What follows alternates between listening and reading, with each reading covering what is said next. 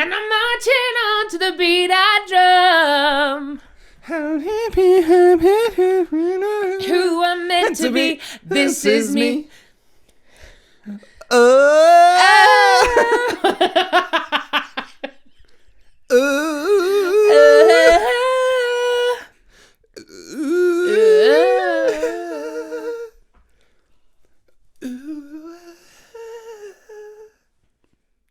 That was everything I've ever wanted in my life.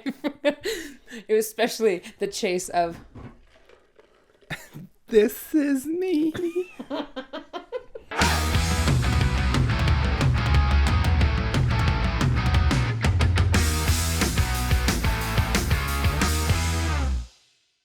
I'm just going to say trigger warning during this episode. Yeah.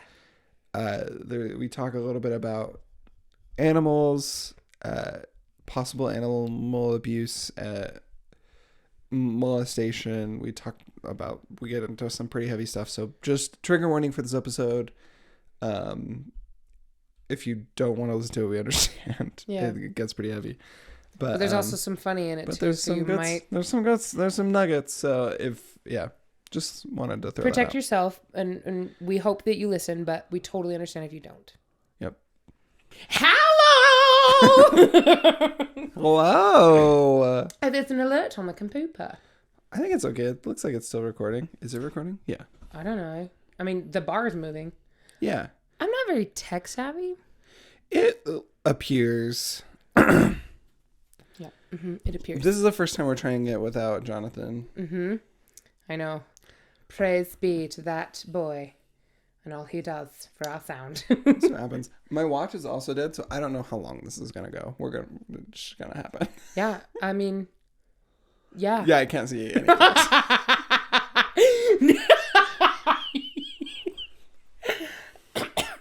You okay? Wow. Panda Express tends to make me a little phlegmy. The sugar, probably, Mm. and the grease. There's stuff in that. Yeah, Definitely. there's definitely stuff. Let's quickly talk about the seasoning that goes on their chow mein. Can we just quickly? You know what? I never get their chow mein. It's lackluster. Oh. I love the texture of the nudes, and I love nudes in general. Yeah. Yeah. But the seasoning, I'm Preaching to the choir over here. Can we add a little more flavor? Like, yeah. Maybe they do it so bland because like the chicken actually has all the flavor, but also I'm like, I want a little more in my nudes. Right. You know what I'm saying? I always get the fried rice. I never get the chow mein, honestly, which apparently is a minority opinion because people, I've often heard that people usually go for the chow mein. Well, I've never gone for the fried rice. Once again, opposites, besties. I don't know how that works. That's crazy. How dare you? Excuse me, I prefer to be nudes. I do like chow mein a lot in general, though, so I don't know. I could do without the cabbage. The one healthy aspect. Little less veggies. Yeah. I like the vegetable. I love the green beans and the sesame chicken. Yeah. I want more of that all the time. Are there green beans? Yeah. In the sesame chicken? Yeah. I think so. They're real good. I like the sesame chicken in general. It's good. Yeah. Yeah, it's real nice. Can't decide if this is right. It's fine. Any Hooters. How was your week? It was a rough one. Yeah. This time around. Oh. No, get out. I didn't. Did that sound disingenuous? It's a laugh track. Cut to all the other times where I've gotten emotional and you got emotional and whatever. We talk about real shit here. Sometimes life's laugh track is a sob track. Yeah. It's a cry track. Isn't life a sob track though? Yeah. And if you can't laugh when you're sad, then you're just out of luck. Yeah. This is obviously, I'm very much in my, I'm too tired outfit. Sweatshirt, sweatpants, literally giant hole, a giant mustard stain I was going to say, what's on my penis. What beyond the peen there? It's just a big old mustard stain. That's not what it looks like. These are these are my sweatpants. You know what I mean? I do, and I also there's really an outfit like you them. have when it's over. Yeah. Yeah. It's okay. This is I'm that wearing outfit. black leggings, socks that are covering my leggings. You can't really see it. Well, maybe you can. Socks. Nope. Ooh, can you see it? I don't know. No, you're definitely out Am of I in frame. your view? Possibly. OnlyFans. Crap! I just gave it away for free. No, Anyways, no, you're covered. I'm gonna bag. They're socks. Let me get resituated. You don't need to show them. Oh gosh. Yuck. And baggy no. sweatshirts. I'm trying to remember what times. happened. Yeah, it is cold times now. Mm-hmm. Very suddenly. It was warm, and then like suddenly downpour yesterday. Yeah, and then I had a shoot today, and I was like super worried that it was going to be rain. was it outside? Yeah. Oh. But luckily, it was really nice, actually. It turned out really great. We're supposed to have a Spooky Times photo shoot. Who's we? My voice teacher, who is also my bestie, Matt, that I told you about in that episode we talked about voice stuff. Yeah, how come I'm not involved? Well, honestly, do you want to come? No.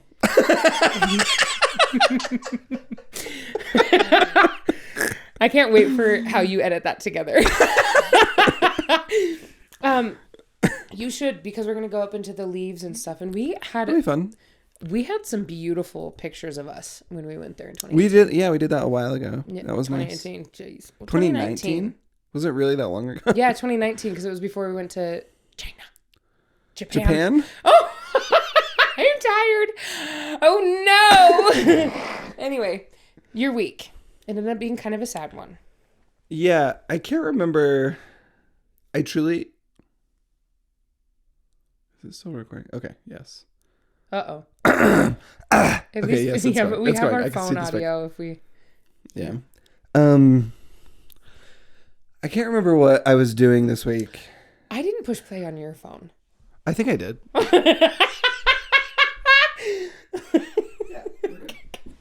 I'm so sorry. This is what we get for recording without Jonathan. But so I can't remember what exactly was happening, but we ended up having to make pizza for Jonathan's family, which is not the sad part. Okay. So it just, there's just a lot going on this week. Jonathan's still in rehearsals for Sweeney Todd, and they're in tech, so he's like getting home at 1 a.m. every night. And then work is crazy. My work has been like obviously like super crazy for a long time now. Yeah. But my mom called me towards the end of last week, and they took my old family dog to the vet, and he was very sick. He had I can't remember what they called it, but it's a very fast growing tumor on his liver. And it was literally like the size of a potato. Like it was. And he's a small boy. He's a little silky terrier, so he's like this big. So, and for those of you listening, when I said this big with my hands. About the size of a giant watermelon. Yeah, big old watermelon. So, like, my mom the vet wanted to put him down immediately because he was in a lot of pain. But my dad was out of town, and my dad like loves that dog. So we got a backstory. We got him because I was begging for a dog.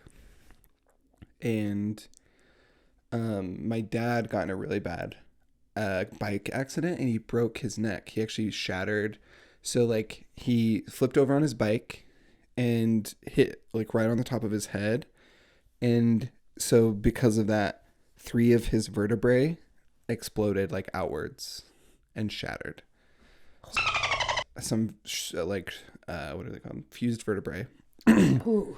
So anyways, he's like stuck at home, and like a lot of crazy things have happened, and so we ended up getting Fuzz was his name. Yeah.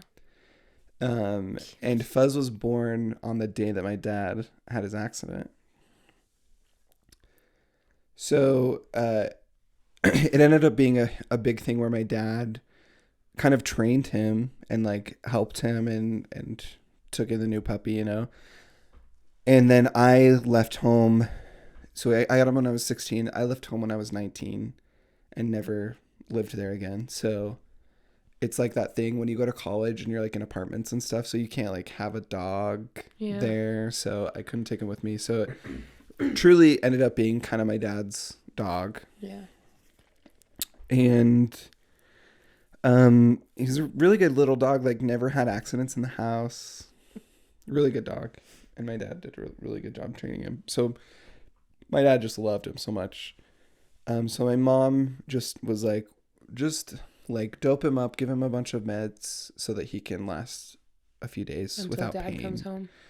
And so my dad rebooked his flight early home and flew home. So when he was flying home, I went down and visited my mom and Fuzz, and we just sat with him until my dad got home, and we just sat with him for a little while, and then ended up having to take him in and put him down.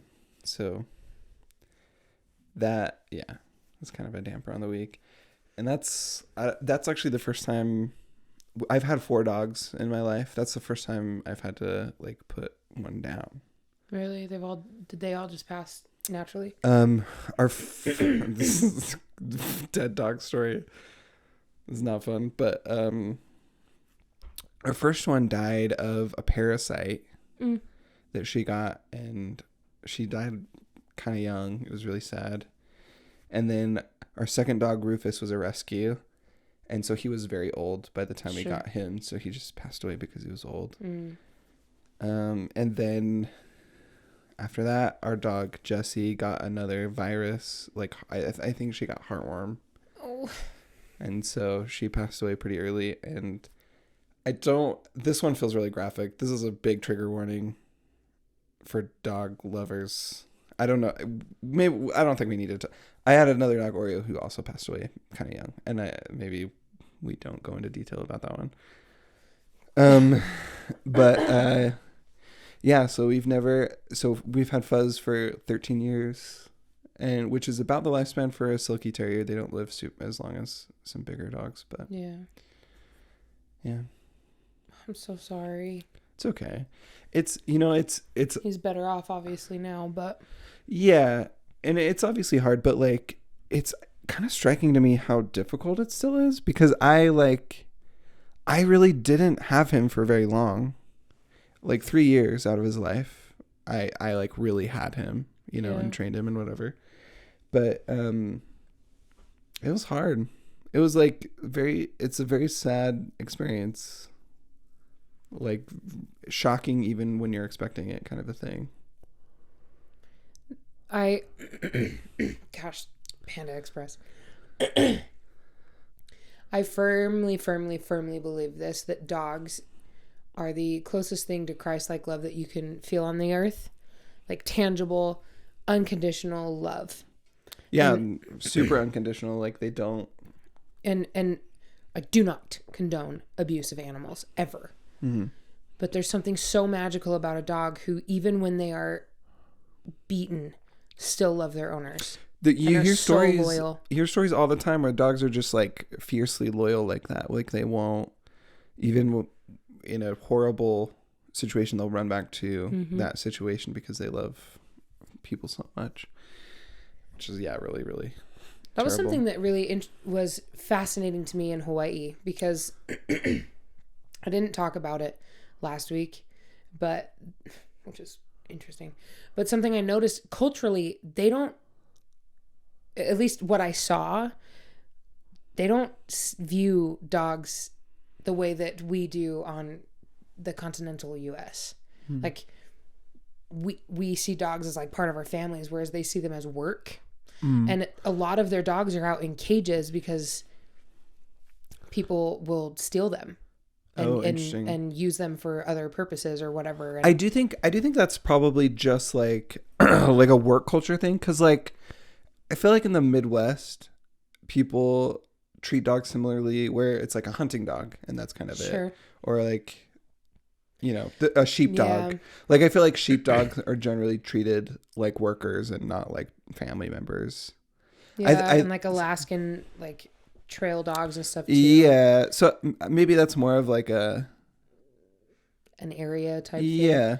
I don't know. What you're used to. Because like, here in suburbia where we like have no other purpose for animals other than to like love them. Yeah. It's like, kind of makes sense. It was just so foreign. And we were driving. I really want to touch a cloud. I've always wanted to touch a cloud. Yeah. And where we were staying, my friend Asher's house, Panda Express, was relatively close to the top of a mountain, I would say. A mountain, relatively mountainy for sure. Hawaii, but close enough. So we were driving up this this road, and I look over and I see this puppy. And she was beautiful. And she was looking around like these weeds and stuff. And I was like, Sarah, is that? And so I pull over and I was like, I'm not leaving this puppy by itself. Like, I won't. So I pull over and it goes up to Sarah and then it bypasses her and comes to me. And she just looks at me and I pick her up and she just nestles into me. Oh. And I was like, oh my gosh, this is kind of similar to how Tag chose me. Just walks over. I can tell you that story, but yeah. Just walks over and just kind of like looks at me and then I pick her up and she just nestles in. She was covered in something that looked like, the only thing I can associate it with was that she was shot with a paintball. Oh. Like splattered with red, and it looked like, and I was like, is this dog being used for target practice? Uh-huh. God, trigger warning. I'm so sorry. But I immediately was like, I don't want to let this dog go. Yeah. And so Asher and Sarah were like, no, well, it's probably somebody's pet. And I was like, I mean, yeah, she's got a collar on, but she's clearly being utilized for something other than a pet. Right. And I'm very intense about how people treat dogs. Yeah. Well, just animals in general. Kiki meows, horses, llamas, alpaca piggies. Yeah. Like, come on, dude. Just because they can't communicate like humans doesn't mean that they don't feel the same. And they have a soul. Like, they communicate with their eyes. Like, if you're in tune with it. Anyway. So I walked door to door with this puppy and I found a girl who was really, really nice. She was so lovely. And she was like, mahalo, like always, just thank you so much.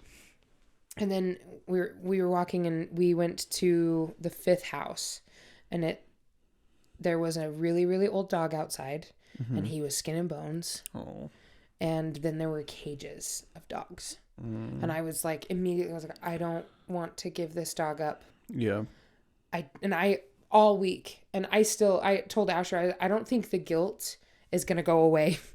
Like I truly was considering spending a shit ton of money to get her back to the house and keep her as my own. Yeah. And I'm still thinking about it. Like, she's just 2 streets away from Zaz and Asher's house.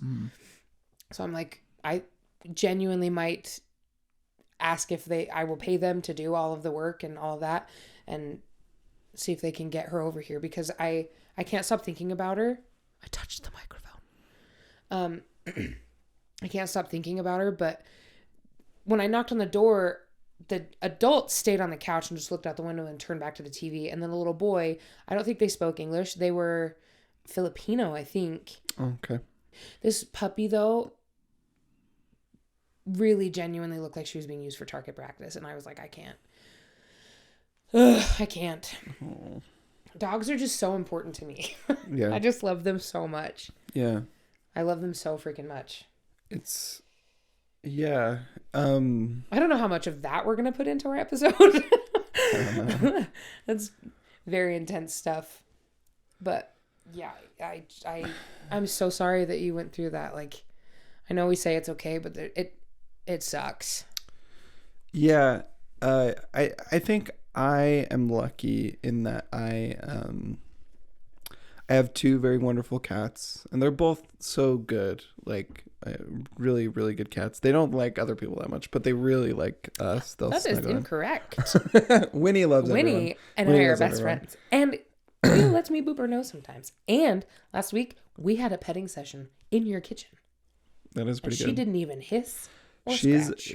She's definitely getting better, and but she just is. She's one of those cats that, like, in the morning, she really she's very affectionate in the morning and at night. And so like whenever we're in bed, she'll like literally just lay right on my chest and just sit there, and she'll like bunt and whatever, and purr. Ooh. It's like so music. she'll just sit there until we fall asleep, and then she'll go and like sit in Jonathan's legs. That is so stinking cute. That's literally like, I'm here to make sure that you rest well. Yeah. What a goddess. That's really cute. Oh, I love her. Whenever I sleep with Winnie though, she just wants to play. So she'll like she'll like try to get under the blanket. Like she'll nuzzle into my shoulder trying to like lift up the blanket and get under it. So I'll let her under, and she'll go to like my legs, and she'll like sit down and sit there for a little bit, and then she'll just bite my toes. Good kitty. Yeah. So I'm very lucky because obviously like I have a built-in little support after something like that where I have pets.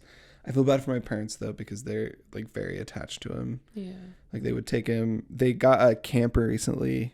Not a camper, like a trailer recently, and they've started like really like traveling around the country, and they would take Fuzz and go on little vacations and stuff, and they have tons of videos of him like getting fish in the river and things like that. He's super cute. So they're really kind of struggling right now. I'm lucky because I have my own emotional family now. Yeah. But yeah, just surprised at how much of an impact something made without like, I didn't feel that connected to him. Yeah. Just because I haven't lived there for so long. But it was really sad to just see how things went down. I think there's something psychological too, like when you see your parents break. Yeah. Not for the first time. Like my dad is actually pretty like emotionally doesn't try to hide when he's sad. He's not super good about like communicating emotions. Sure. But he's not the type of person that's like gonna be stone faced the whole time. Sure. So like I've seen my dad cry many times and be sad. But like to see both of my parents in a state where they were legitimately like sobbing is I think it's something psychologically that does something to you where you feel really bad for them and like really because like I think other people and I think it's just something built into being family, right? Like I can see other people sobbing and like feel sad that they're sobbing, but I'm not sobbing. Sure, you know what I mean? Sure. Yeah. But like when my parents or like my family does it, then like I can't hold it back. It's like there's a very stark emotional connection when you see that, especially like a father figure. I feel like is just something where you see them generally as a symbol of like stability, of strength, pillar of the family. Yeah. And so like when you're sad, you see that pillar and you're like, okay, I can work through it or whatever. But yeah, when that pillar breaks, it's like, it's an interesting feeling. And as adults, I'm sure we've all like seen moments of that happening because it just happens. Life happens.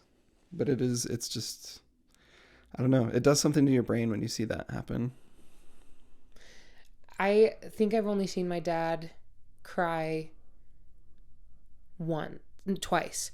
When I left on my mission and when my dog Bear died. Oh. Yeah. I'm sure he was an emotional wreck when my grandpa passed away, when his dad passed away while I was on my mission. I didn't see that. Right. But he's always been the kind of guy that like drowns his sorrows in other things. Mm-hmm. So like he's been gone for probably like 12 years now, I think. But his best friend growing up. Oh. No, one of his best friends passed away. Oh. And that was the first time I ever saw my dad like broken. Yeah. But he didn't cry. I just remember coming home and he would be passed out on the couch, just broken emotionally. So yeah, yeah, when you see your parents who are the strengths for you growing up, like they It were does always something. that. It really does. Yeah. It's like, oh wow, they are human. Yeah, I They think are human you know what beings. I think it does too is that I think like growing up there are phases that you go through. I didn't expect to like get into something like this, but I feel like growing up there are phases you go through when you think about your parents and your childhood Yeah. where there's a little bit of built-in resentment because like, oh, like you didn't treat me how I should have been treated, or like you didn't do what I think you should have done. You know what I mean? Like there's some built-in something there where you're like, you were supposed to know better. And then you get points later where you're like, you get to a point later where you're like, oh no, you're a person. Like there's no fucking way you knew what you were doing. like now, Yeah. now I'm like, Oh. I'm 30. My parents had kids when they were 25. There's no way that they knew what they were doing. I think they had me when my mom was 30. So like, I'm like, and I'm the second of two, which is not very much, but like, I would mess up a kid for sure. I like, there's no chance. They would have no chance. So I'm like, you get to the I point think where they would have a chance too, because you're a lot harsher on yourself. Neither of us want to be parents, but I think that you would have some serious strengths as a parent as well. it's, I don't know. But yeah, I think It's- there's a high chance that we all mess up children at some point. You know, the older I get too, the more it's like it's just it's not if you mess them up, it's like establishing a relationship good enough to recoup after you mess them up. Yeah. Like you have an open dialogue where you can help them work through something and help them explain to you like, that really hurt me when you said this as your child, and to be able to step back and say, I'm so sorry, I didn't mean for that to happen. Yeah. And have a dialogue instead of like defending your own parenting methods. Because like there are some people in the older generation, I feel like my parents are the types that would be like, I'm sorry, I didn't mean to do that. But I feel like there are some in the older generations that would never apologize. No. And they're like, I did the best that I could, and get mad that you're hurt. Yeah. But yeah, I think seeing your parents in those situations where they are truly broken is like one of those moments where you get the opportunity to be like, oh, you were children having children. So like that sucks. It's fascinating. It was last Christmas when I had that conversation with my family. that you mess me up conversation. It's really sad because, wow, this is you know what, real life. I know two very heavy episodes in a row. Well, no, I think the last one was actually very good. It was, yeah, that's true. It's kind of uplifting. It was a very uplifting one. So I was sexually molested when I was a little kid, by a family member, and that does something to you. I don't trust a lot of men, especially straight men, which is probably another reason why I've had such a hard time connecting with anybody that I might match with, because I'm like, yo, it's gonna take a lot. What's the ulterior motive? Exactly.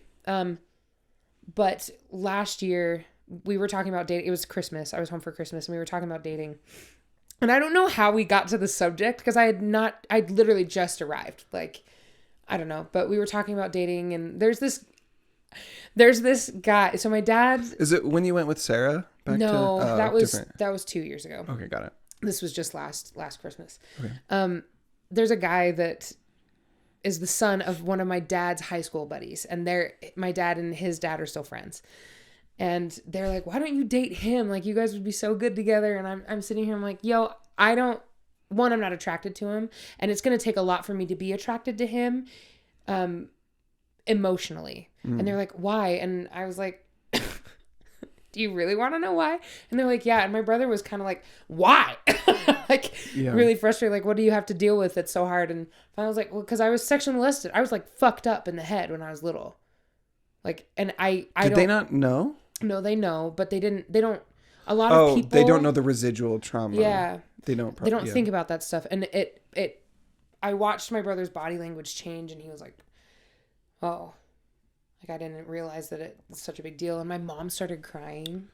Yeah. And my dad just got really like somber.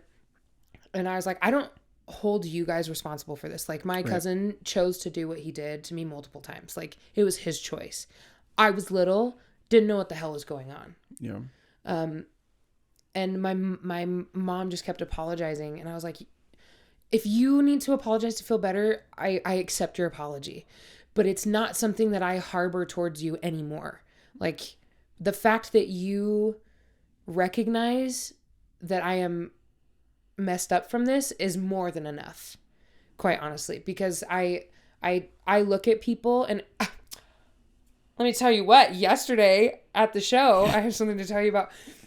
When people make comments about my physical appearance, there's two things that happens. One, I'm like, ew, what? And the other one, I'm like, what do you want from me? It's never a, oh, thank you.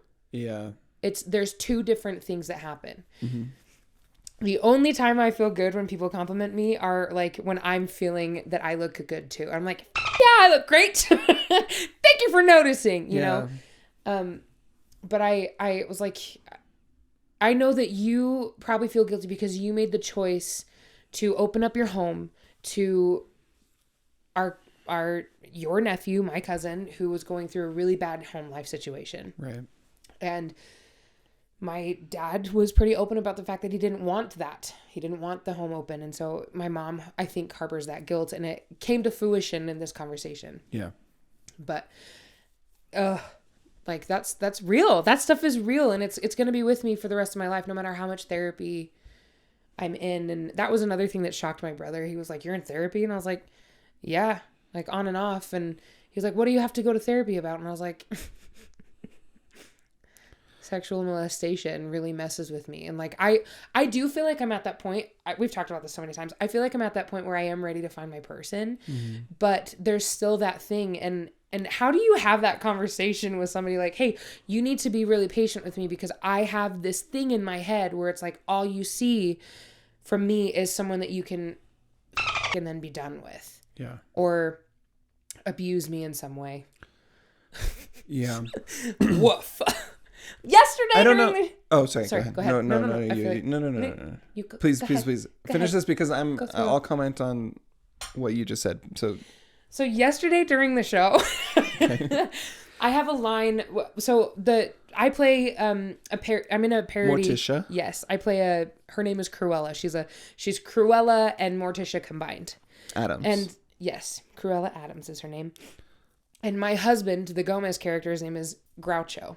He he says a line to me. He's doing experiments, and he goes, "Did you know that a human being only uses 10% of their brain?"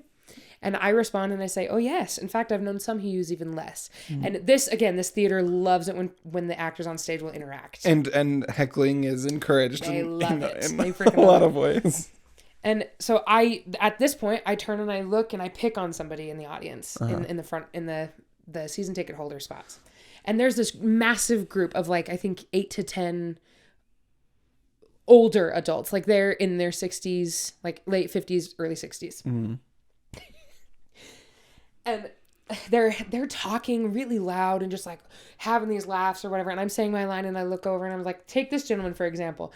And he's talking to a dude over his wife. Mm-hmm. Over his wife. Talking. And I was like, this guy's not even paying attention. Uh-huh. And he looks up to me and he goes, "You look really sexy." And I looked at him and I was like, 3%. Because one, I was like, yeah, I look great. Like I said this multiple times. Like I love what I look like in my costume. I feel like I'm cinched in all the right places and I have a tuchus and it looks real good. Yeah. It really does. And I looked at him and I was like, 3%, dude. Like you are so dumb. Just because I'm heckling you doesn't mean you can heckle me back, but you can't comment on my looks. Yeah. It has to be a welcomed thing. And so that made me uncomfortable. Yeah. And then it just so happened that my blocking as well as my choreography was in front of his table almost the entire show. And so I was like, this is great. And then when I come out later as Maleficent in another, like our show ends after act 1 and then we go into, or after act 2, and then we go into this third act thing. It's like a showcase. It's like a cabaret. Yeah. And ours is Hollywood horror themed, and Disney villains. Sure. And I'm Maleficent. Great. Anyways, I have to dance the whole time in front of him, and I'm sitting here, and it's a skin tight outfit, like Yeah. in it. She tight. And so I was like, this is happening. And the pianist,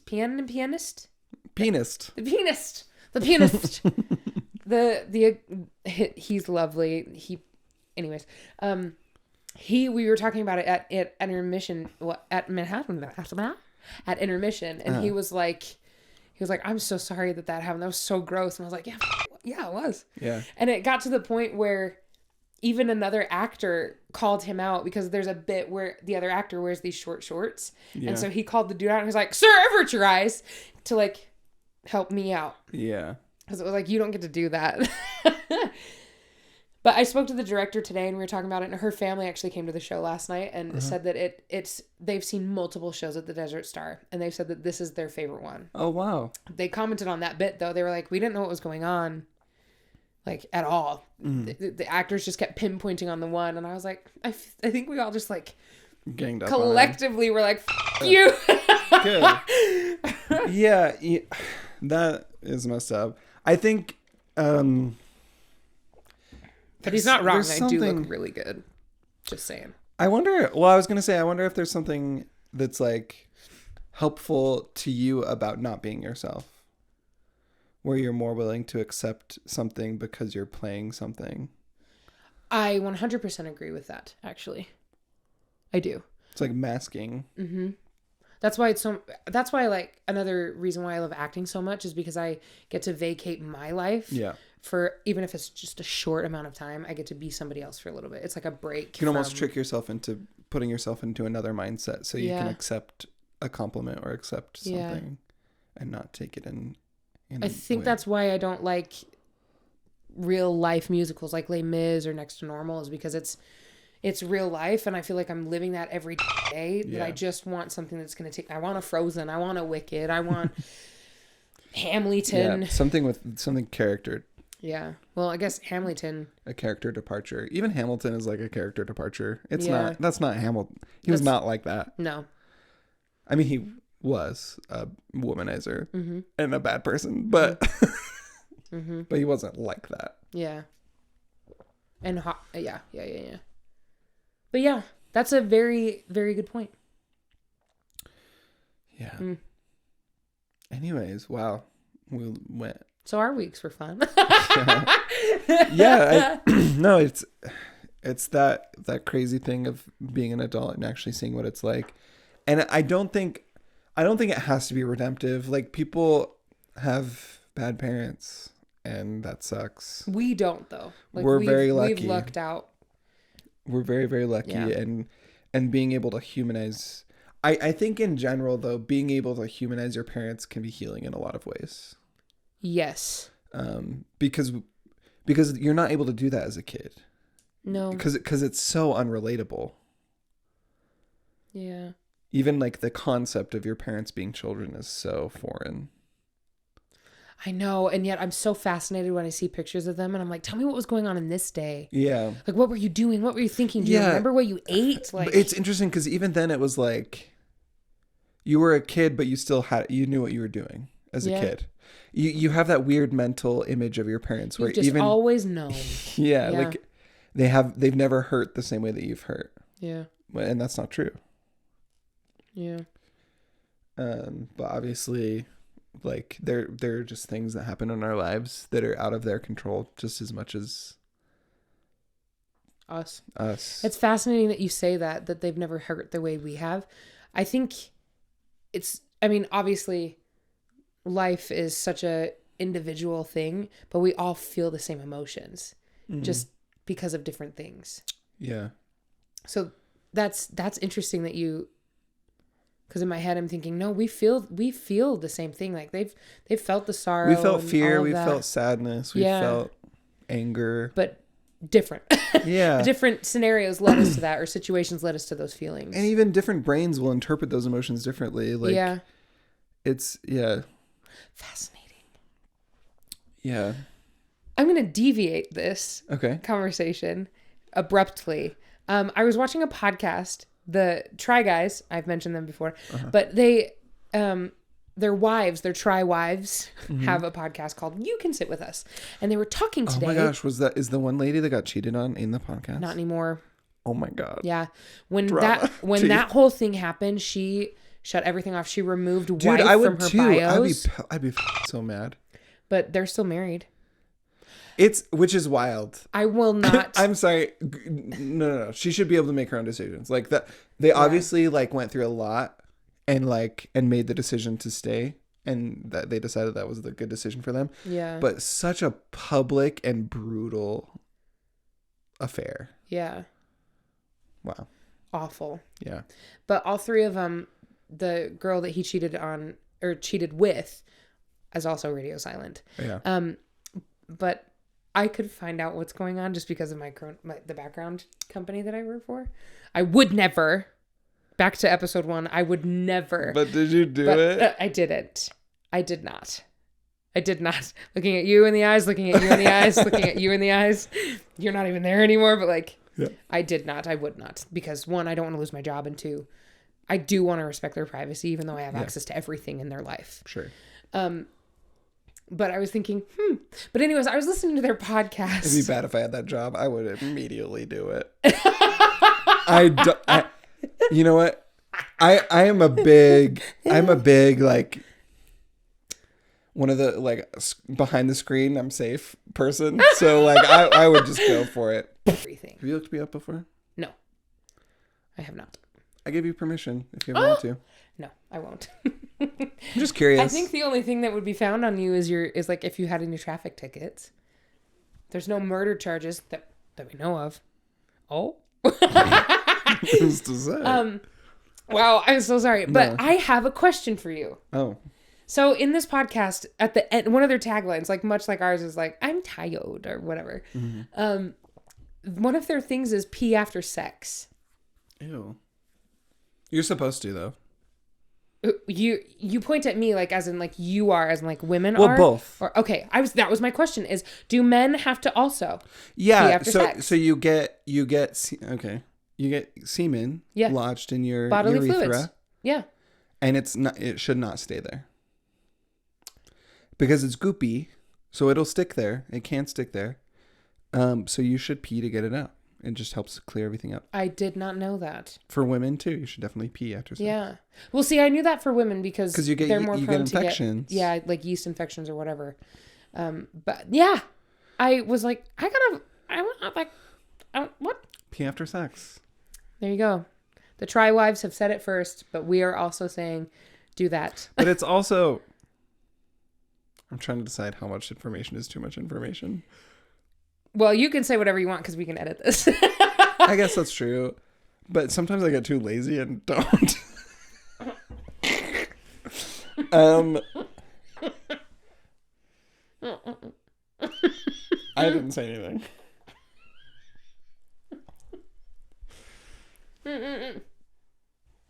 I didn't say anything.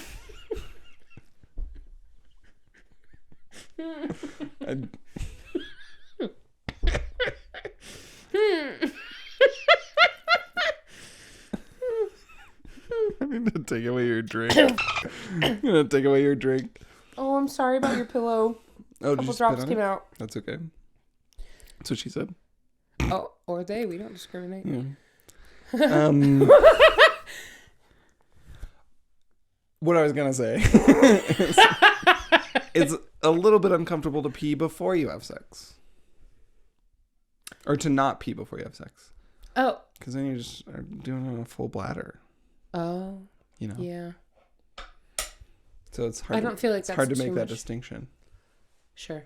I don't feel like that's too much. Is that too much? I don't know. I feel like the world still isn't ready to learn that gay people have sex. They're still too scared. One of my favorite. What was this? What was this? I'll tell you. That's not how it works.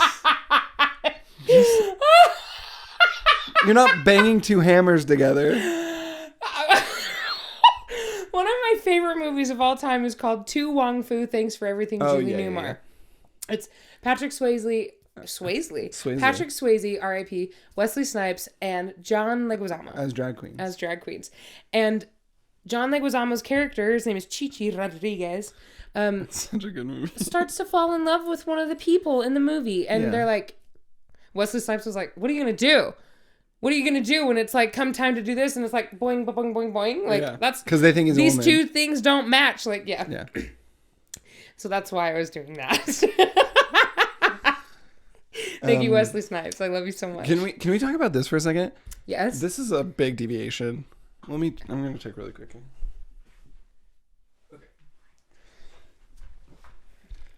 Okay. This is a big deviation, but it's surprising to me how few people know this. I am not allowed to donate blood. Correct. Or plasma.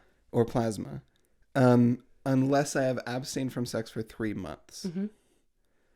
Which is really f***ed up. I don't know why. I worked as It's because of it's an old law from the AIDS crisis. Oh, really? Because people thought that gay people would just have AIDS. So I worked as a phlebotomist at a plasma donation center, mm-hmm. and they never told us that reason. They just said it's an old homophobic law. It's like it's something that just has never been revisited because no one has cared to revisit it, which is weird. And people don't know that that's where it comes from. Correct me if I'm wrong, but I'm pretty sure that HIV is more prominent in heterosexual couples at this moment in time. In straight people, because they're not as intense with their safe sex practice as I truly don't know. Okay.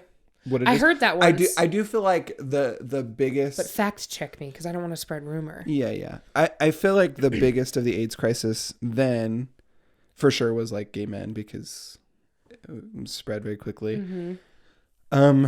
But I would assume, and again, not sure if this is correct, I would assume it's more prevalent in like a third world where contraception and like PrEP and things like that are not available.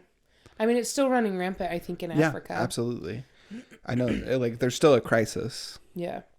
That would be my, like, what I assume is happening now. The more prevalent, as far as prevalency. In straight couples, I would guess that, like, the most prevalent STI is a child. I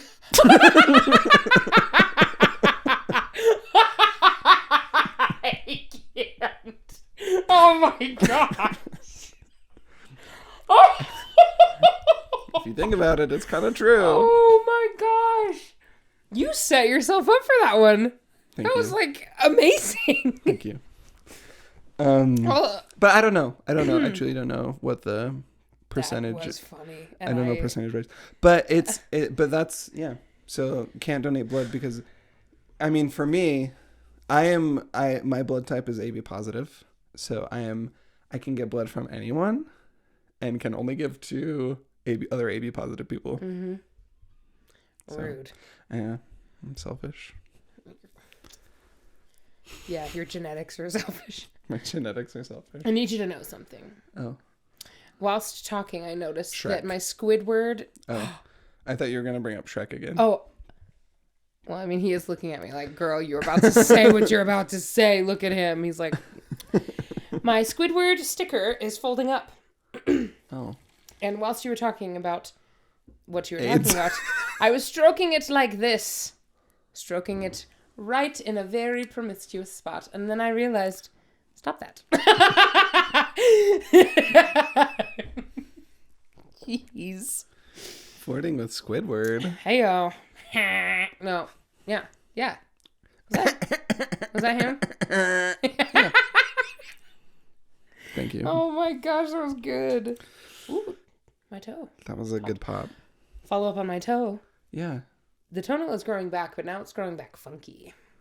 Well, it was in the shape of an L. An L. So yeah. I assume it's going to be a minute before it comes back Yeah. to full-fledged. I'm hoping by the end of winter, when it's time to wear sandals again, it will be back in a more happy spot. Yeah. I don't know. But my middle finger is almost all the way grown out. But Wow. Mean. I bruised it. What was this? What do they say? Never mind. Oh, Very man. obscene gesture. I didn't mean to. Not that the second time. Sorry, I did for this. We went. We're all over. We went on a whole thing. How was your week? It's been good. I mean, I think the biggest thing is back to dogs. My dog is sick, and he's 13 as well. And so he's actually got a heart scan next week because the vet was very worried about him. All the good vibes to Tag. Yeah. Pray for him because I think it's pretty easy to tell that like dogs are my life, specifically my dog. He is my everything. So that's been rough. And then it was very funny, that situation that happened at the show yesterday, but I'm so grateful to be in this show. It is so much fun. I don't like it's. We break on stage and then we laugh like. It does sound a lot funner and less stressful. Yes, it's really really nice.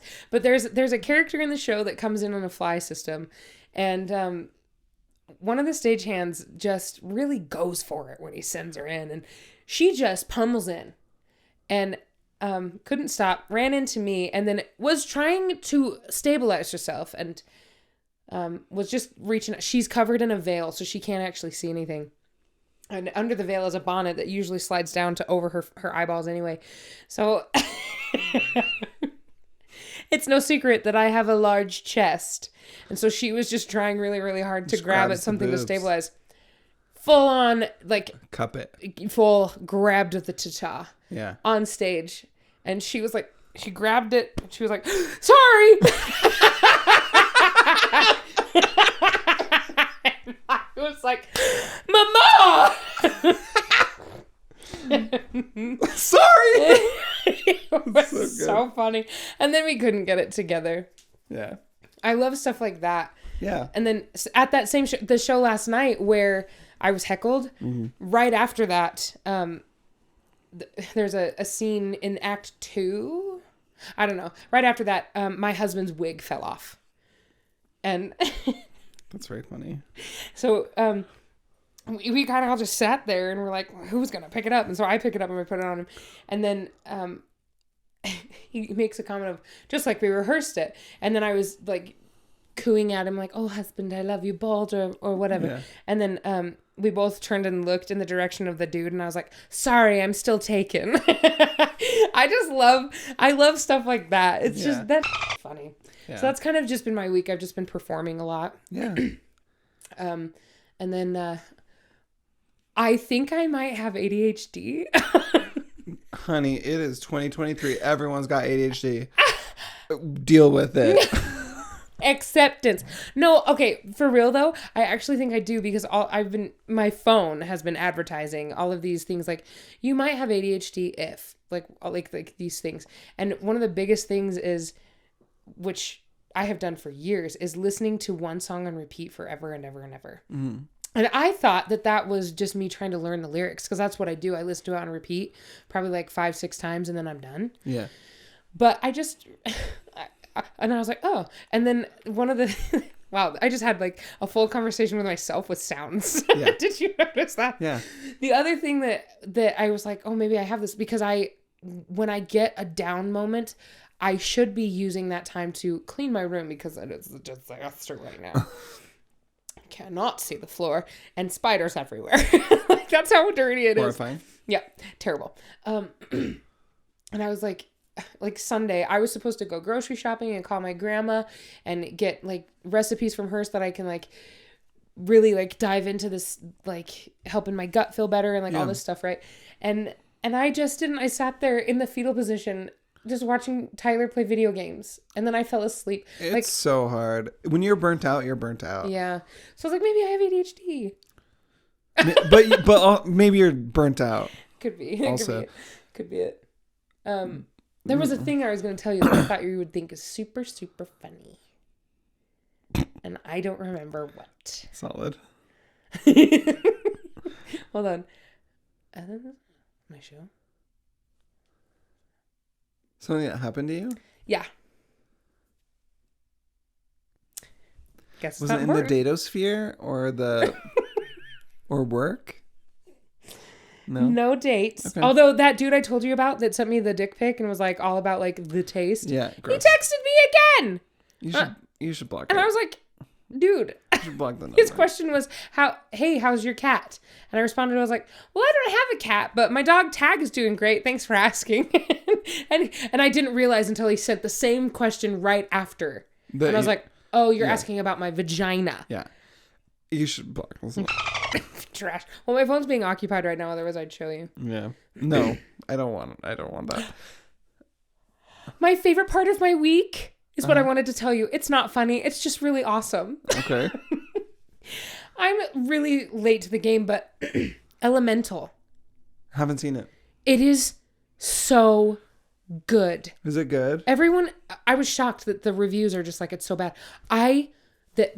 The animation, that's a new story. It's so good. Mm-hmm. Oh my gosh. I love it so much. Like, I'm like telling everybody, please watch this movie. It's so sweet. Oh, I need to see it. I love it so much. I do. I love it so much. But I'm a hopeless romantic. So like, it's that kind of vibe. The Wade character is everything to me. Like, I love him so much. And our favorite mom ever, Moira Rose, is in it. Oh, Catherine O'Hara? Mm-hmm. She's so good. Yep. Huh. But that's my favorite thing. That's my favorite thing that happened this week. And on that note, anything else you want to talk about? No. The other thing we did was we rehearsed the show a little bit. That was my second favorite thing. This tune has been stuck in my head.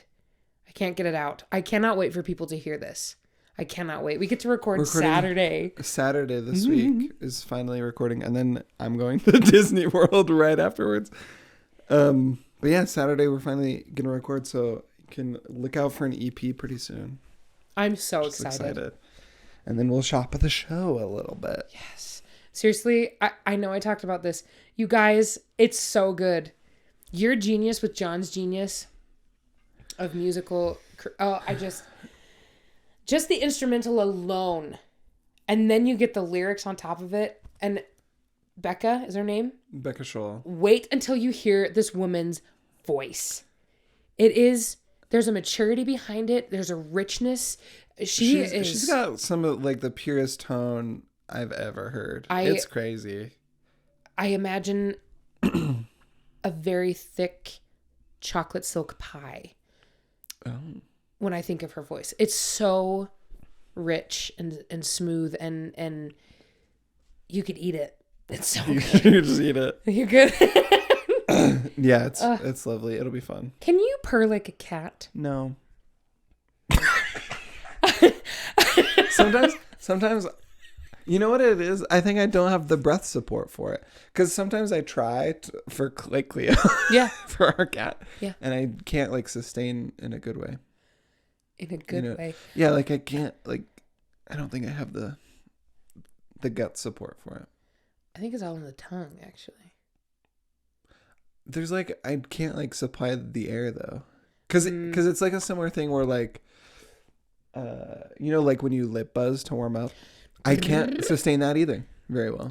That one's hard. Yeah, I'm not gonna lie. It took me a really long time to figure that out. So, I hugged one of my coworkers he was having a hard day and he asked me for a hug and I said, and no, he purred in my ear because he loves cats and we're friends. Like we've been friends for a really long time before I became his boss. Anyways, he hugged. I was like, oh, you're gonna purr? So I did, and he was like, what the f***? You sound like a cat. So I was like, yeah, yeah, that's the point.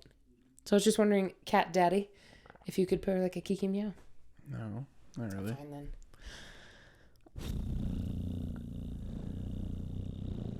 That's nice. It's so nice. It's like, do they do that for like, usually they'll do that like to comfort, like to provide healing too.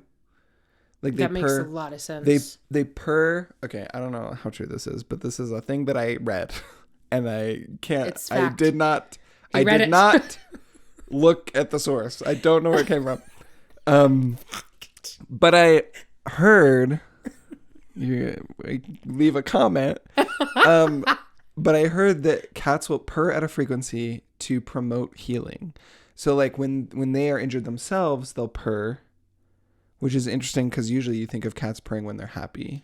Yeah. But sometimes they'll purr when they are trying to comfort themselves and soothe themselves. It's self-soothing. Wow. They'll also purr when they sense that someone else is injured. So if you're like sick or something, they'll like come and sit on your chest and like purr to like help you feel better. Isn't that so nice? That's so lovely. Cats, I actually believe that that's true. Cats are the freaking best. I believe it. I've always been a dog person generally, but I freaking love cats now because everything they do is like so different than like what you would expect from a dog. Because it's so like a dog is just loyal and a cat is like I don't even know how to describe it. Independent. They're independent, but they're also like they're also so tribal. Like they're still very like involved in everything that's going on. I don't even know. I love cats too. I get it. They're cute. They're so cute. Anyway. Do you think of... I can't believe I'm asking this question. Do you think an ogre can purr? I don't know. And on that note... Good. I do. Fiona, if you're out there, can Shrek purr? Wow. Wow. We know Puss in Boots can. Yeah, because he's a kicking meow. Shrek, for you, baby. But I could be. Anyways, we talked about some good stuff today. Some spazzy. It was a little all over the. It was pretty centered in like childhood. Like we just inner child healing vibes today. I'm curious for the audience. I would love to hear what episodes do you like more when we're just kind of like coming in without a plan. Oh, this is episode 10. Yeah.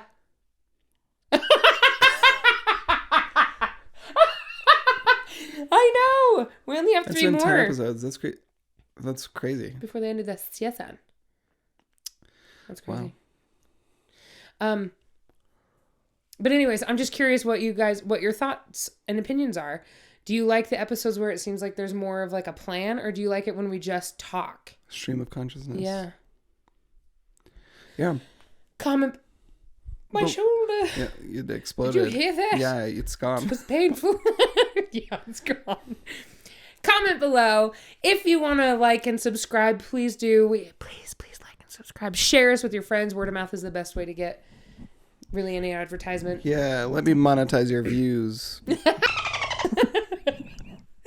You can follow me on my personal Instagram, which is Tannanigans, or my You're the Onesie I Want. And you can follow us on Laugh Track with JNT. Yes, Laugh Track with JNT on the Instagrams and on everything. On all the things, the YouTubes, TikTok. Yeah, the TikToks. I forgot what other social medias are out there, and the Great Emu War. Emu War _the musical is the Instagram for that. So we'll post a couple things in the next few weeks probably. Even if it's just little videos from recording, or even videos from rehearsals. Yeah, he was recording, which I didn't know. Yeah, I thought you were just that anyway. And Jace Van M is my personal. Yeah. Follow him. And follow his, not just that one. You made one for didn't you make one for your project with the is it After Us? Yeah, after a series is like another thing. I'm doing too many things. You're not doing I'm too tired. It's not going to be... only one is going to be updated at the same time. You just follow them as you... Just follow him and turn on your notifications so that you are alerted to when he posts. He's incredibly creative. He's doing what he should be doing. We just have to get his stuff out there. So, anyways, on that note,